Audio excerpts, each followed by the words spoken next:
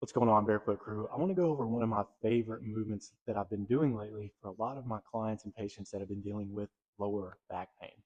A lot of lower back pain comes from the inability to actually control the low back and the movement that happens within the vertebrae of the low back.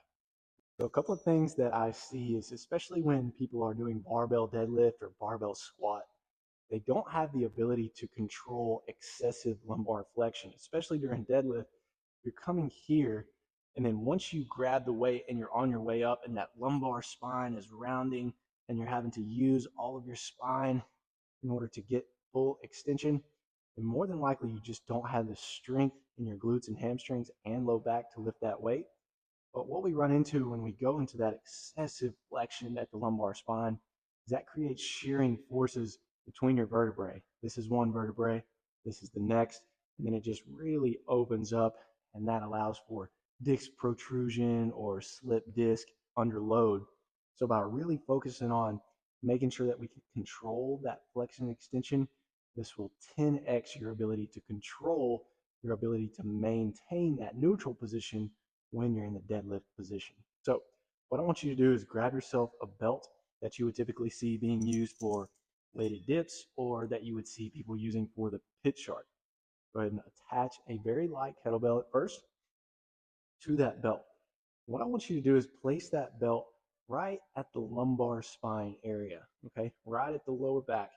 And then find yourself a position where you can get kind of in this leaned over position. Once you get into this bent over position, what we're going to work on is just isolating extension and flexion at the low back, okay? This might take a little bit of practice, but I want to show you a couple of reps of what this looks like. So we're going here, exaggerated extension, allowing the weight to pull our spine into that extension. And then from that full extension, I want you to just use the lower back, go all the way into a maximum flex position, using a little bit of that pelvis to kind of tuck the tailbone under.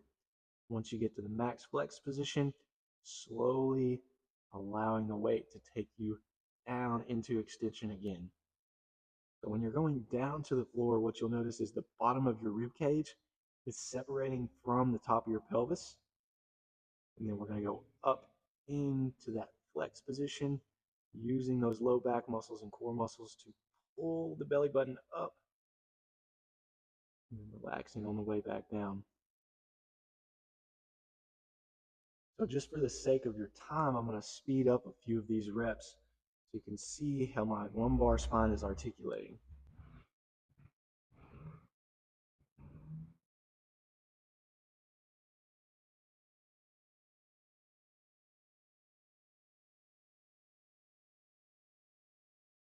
Now, I will say that if you're in a state of pretty severe pain, then a weighted version may not be the best for you in the beginning.